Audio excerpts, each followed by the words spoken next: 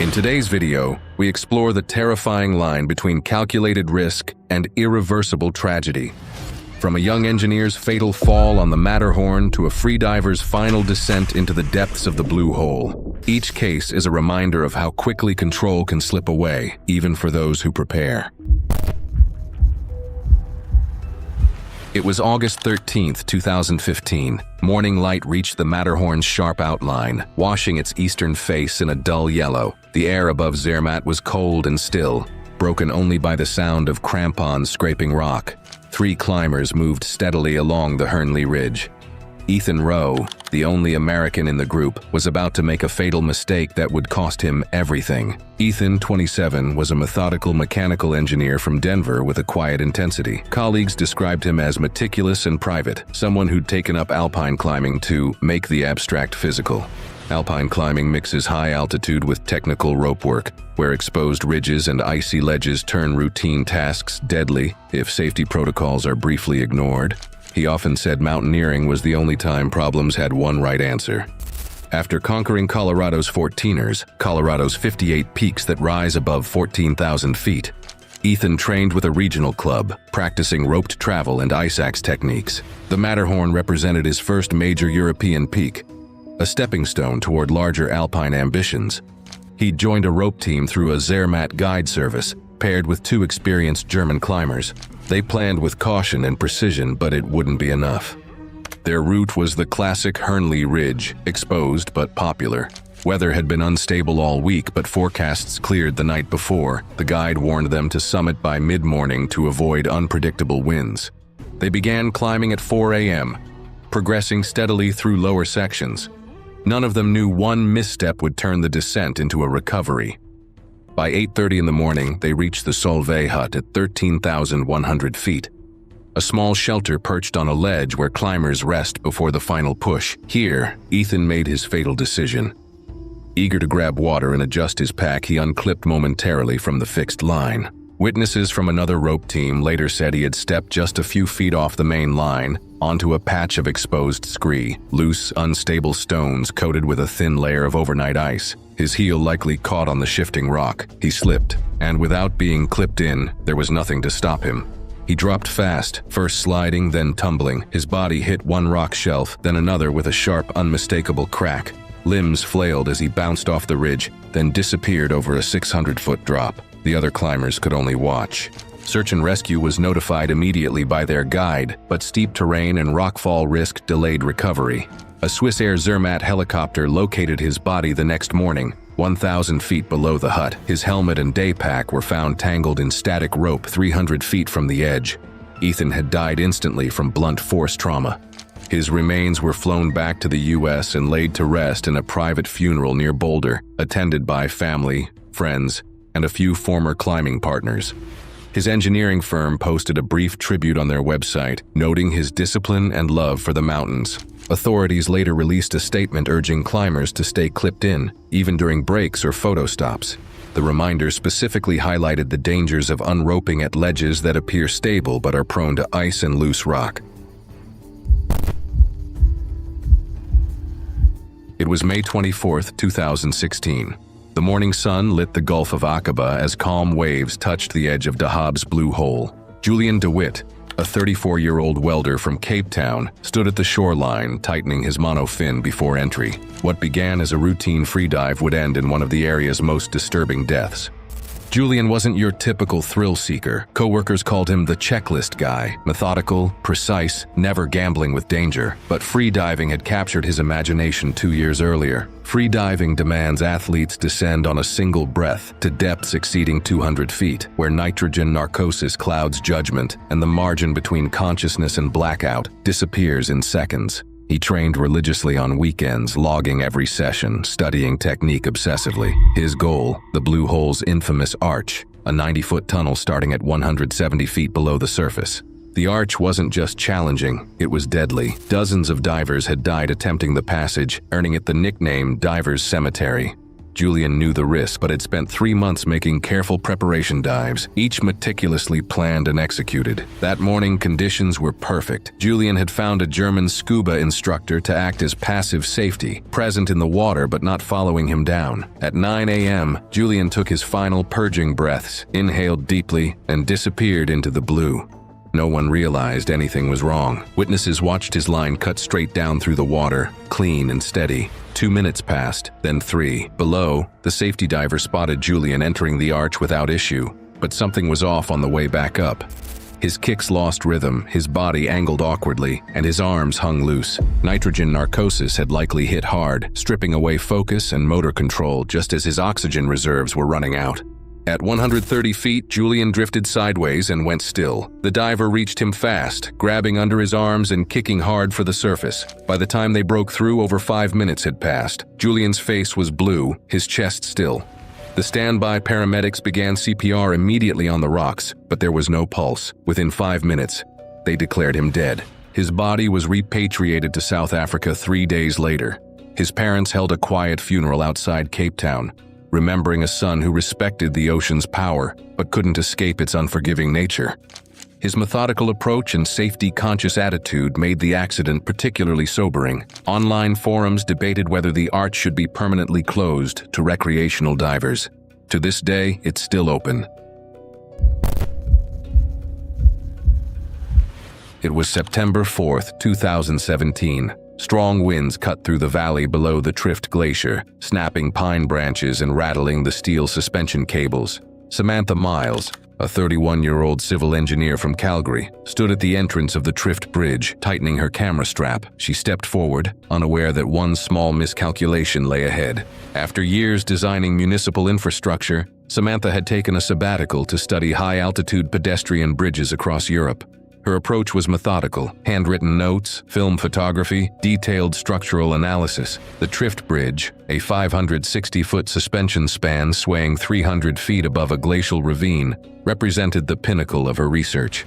Suspension bridge crossings at extreme altitudes combine engineering marvel with deadly exposure, where wind speeds can exceed 50 miles per hour, and a single misstep means a fall onto jagged rocks with no possibility of survival.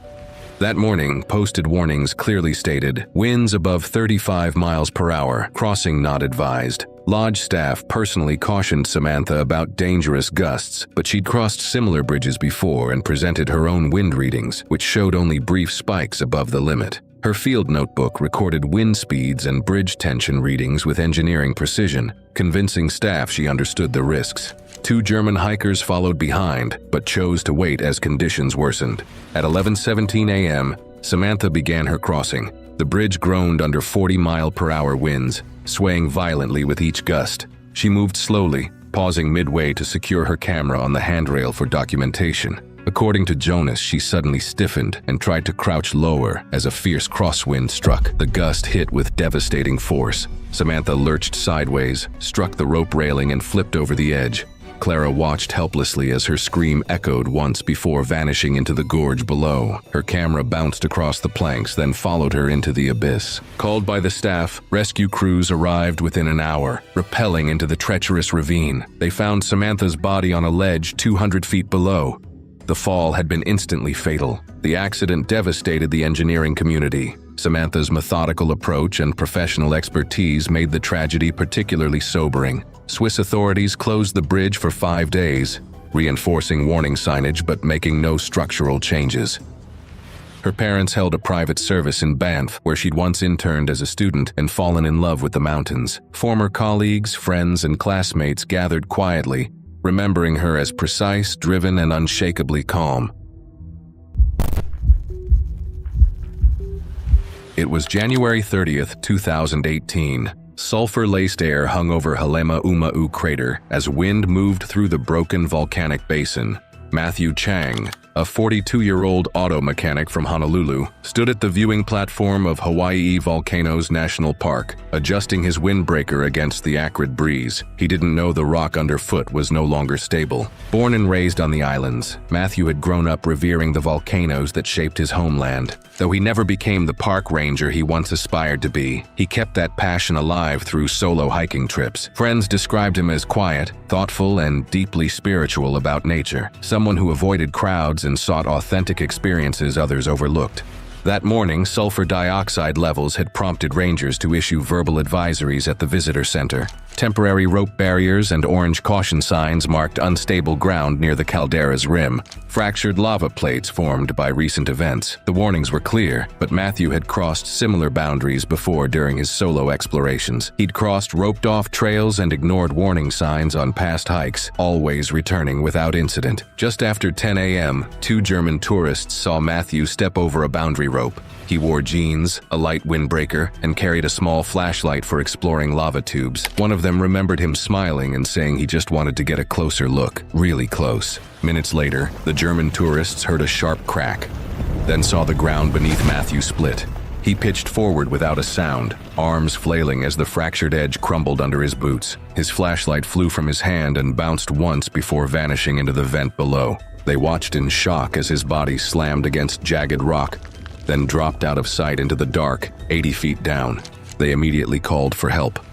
Rangers responded within 20 minutes, using thermal scopes to locate the impact site. Matthew had landed among loose boulders coated in volcanic glass. Based on the condition and location, medics concluded he died instantly from multiple blunt force injuries compounded by toxic fume inhalation. His body was recovered that afternoon using specialized winch and litter systems. A funeral service was held 5 days later at a modest church in Hilo. The accident prompted immediate safety improvements. Park officials installed reinforced fencing and enhanced signage along unstable crater sections. It was December 8, 2016. Heat warped the ground across Ethiopia's Dalol hydrothermal field as sulfur-filled air hit 115 degrees Fahrenheit. Marko Halonen, a 36-year-old geothermal surveyor from Helsinki, stood at the edge of a salt dome, checking his temperature sensors one last time. What started as a standard 40-minute calibration would end in one of the worst fatalities in geological fieldwork. A decade of experience exploring volcanic rift zones across Iceland, Indonesia, and the Andes had earned Marko respect for precision and calculated risk-taking. But a week ago, his Helsinki-based energy contractor had sent him to assess geothermal potential in the Danakil Depression, one of Earth's most hostile environments. The research team included French geologist Dr. Aude Lacroix and 2 experienced afar guides who knew the terrain's hidden dangers. Despite their warnings about invisible hazards, acid pools masked by thin salt crust, and sudden collapses, Marko insisted on hiking alone across a newly exposed zone to recalibrate ground sensors, confident that his instruments and training could detect risks others missed. That morning, temperatures had already climbed past 110 degrees Fahrenheit, and the mineral surface shimmered in waves of heat distortion. Marko moved deliberately, placing each step with practiced care as he advanced across the brittle salt crust. He paused several times to take readings, brushing away loose sediment to place his sensors directly on the dome's surface. Behind him, faint cracks spidered outward, but he didn't see them, or maybe chose not to register their meaning. The afar guides exchanged uneasy glances, calling out once more to warn him, but Marko waved them off, eyes fixed on his tablet. At 10:15 a.m., Dr. Lacroix watched from a nearby rise as Marko stepped onto what appeared to be solid ground. The pale dome looked stable, glittering like ice in the desert heat. Without warning, it fractured catastrophically. Marko's left leg broke through first, then the entire crust collapsed, plunging him into a 6-foot-deep acidic brine pool. The water, thick with sulfuric acid and iron salts, instantly reacted with his exposed skin. His scream echoed across the hellscape as chemical burns began destroying tissue on contact. Dr. Lacroix and a guide rushed forward desperately. She tried reaching him with a tripod, but the pool's edges hissed and crumbled under her weight. Splashback burned her hand and thigh as she leaned in. Marko surfaced briefly, his face already blistered and gasping for air. Seconds later, he slipped beneath the surface, forever. He died within minutes from chemical burns, airway corrosion, and shock. The guides couldn't do anything but call for extraction. The Ethiopian military assisted in the hazardous recovery operation, extracting his remains under strict quarantine protocol before repatriation to Finland.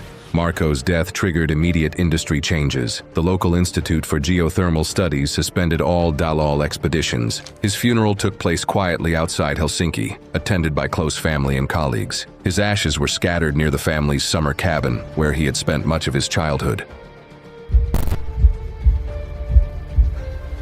It was October 16, 2015. Warm light hit Zion's sandstone cliffs as autumn wind kicked up dust along the Angel's Landing Trail. Dana Ruiz, a 29-year-old substitute teacher from Albuquerque, tightened her red jacket and checked her water bottle one final time. A solo hike meant for peace and clarity would end as one of Zion's most heartbreaking tragedies. Dana wasn't seeking thrills. After battling clinical depression for over a year, hiking had become her therapy, one foot in front of the other, ascending literal peaks while rebuilding emotional stability. This solo road trip through Utah's national parks was her reward. 5 days of open roads, trailheads, and tent nights. She researched every route obsessively, reading warnings about exposure with the cautious nature friends knew well. Angel's Landing combines breathtaking views with deadly exposure, where hikers navigate a narrow rock spine just feet wide with 1,000-foot drop-offs on both sides, relying on chains bolted into cliff faces, where one slip means certain death on the rocks below. The trail's final half-mile is infamous among park rangers for its body count. That morning, Dana left her campsite early, hoping to summit before crowds thickened. She pressed on despite obvious nerves, pausing frequently to let others pass. Several hikers remembered her, quiet, polite, clearly nervous, but not panicked. One couple recalled seeing her pause near a choke point, steadying her breath and quietly telling herself she could do it. The trouble began at a particularly narrow section before the final ascent. A slow-moving group ahead clogged the trail, creating a dangerous bottleneck. Instead of waiting, Dana stepped slightly downslope to maneuver around them. The sandstone ledge, polished smooth by years of boots, gave way beneath her foot. In that moment, there was no room for a second mistake. The sandstone crumbled under her trailing foot, sending her weight off center. Dana lurched sideways, one arm swinging out toward the chain but coming up short by inches. Her boots scraped desperately for traction on the slick rock, but the slope offered nothing. Witnesses said her body rotated mid-fall, back first, before she struck a ledge, bounced once, and continued tumbling. Her scream was brief, cut off by impact. By the time silence returned, she was already gone from view. Her body was located 200 feet below on a steep talus slope. The park staff called for help, but the recovery required helicopter assistance and only occurred the following morning due to winds and limited daylight. Rangers temporarily closed the chained section that weekend. Her funeral in Albuquerque was held at the school gymnasium where she taught. Dana's death prompted immediate safety improvements. Zion increased signage and released guidance on high-traffic hazard zones. Discussions began about timed entry permits for Angel's Landing, implemented years later. Thanks for watching. If these real-life accounts of preparation, misjudgment, and unforgiving terrain resonate with you, click here for more.